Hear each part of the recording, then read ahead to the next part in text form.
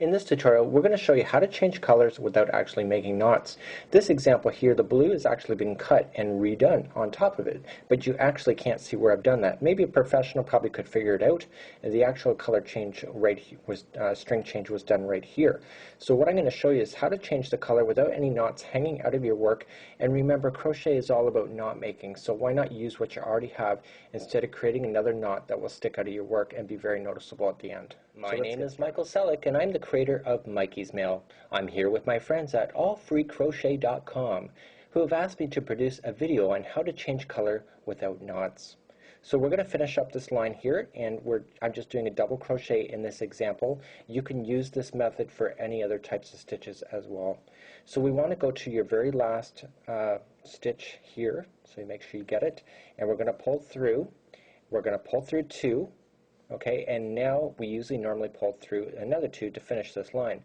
But this is where you're going to grab your secondary color, and you can see there's no knots. It's just like so. And we're just going to slip that over our hook, just like so, and pull it through those 2, just like there.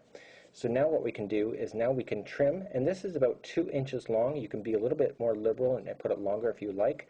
Let's pull this blue a little more tighter and trim that about the same length as the pink that we were just working on. So now we have the 2 colors. And if one is longer than the other, no big deal, we can fix that later. So turning our work, let's chain up 3 like we normally would with double crochet. And we're only using the pink at this time, but you can tell that the pink has not been secured in yet. So 1, 2, and 3. So let's begin to double crochet as normal, so grabbing your string, but this time what we need to do is just push these strings on top of the line, just right on top of so. So when we go to push in our hook into the stitch, it's actually underneath, just like so. So it's underneath.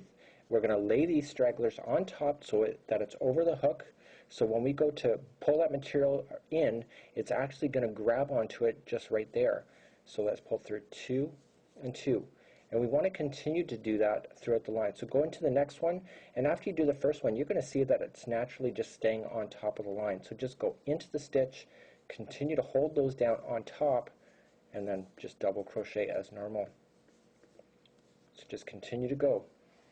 So just laying it on top of the line. So by having it laying on top of the line, if this material is stretched at any point, it's not going to fall out because it's actually being worked in like a sandwich in between the 2 color changes. Also, because these colors kind of complement each other, you're actually not going to be able to see the color changes in between. You turn it around, you may be able to see the string is maybe just coming down a little bit, but again, not very noticeable. So if I wanted to stop here and I don't want any more stragglers to be buried, or loose ends to be buried, I'm just going to continue as normal. And you can let these just hang out right where they are right now. And what you want to do is just stretch it, just like so, and using your scissors, you can just trim it at that point. Okay, so make sure you stretch it before you trim it, because you want to make sure that if it gets stretched any other time, it will not fall out. So to review, we're going to finish off the last stitch just like so. Going in, pulling it through, pull through 2, and then hold. We want to keep that on there. Grabbing the blue, and let's loop that blue onto the hook. So you didn't do any knots. And now using the blue, what we're going to do is chain up 3. So at this particular point, you can trim this at the 2 to 3 inch mark if you want to, or you can start just chaining up 3, 1, 2, and 3. And now we can just double crochet our way across, and we want to make sure that the pink and the blue are on top. So we want to make sure that first stitch is established. We're going to lay our blue and the pink on the top of the line, and what we're going to just do is crochet into position. So going to the next stitch, laying it on top, just like so.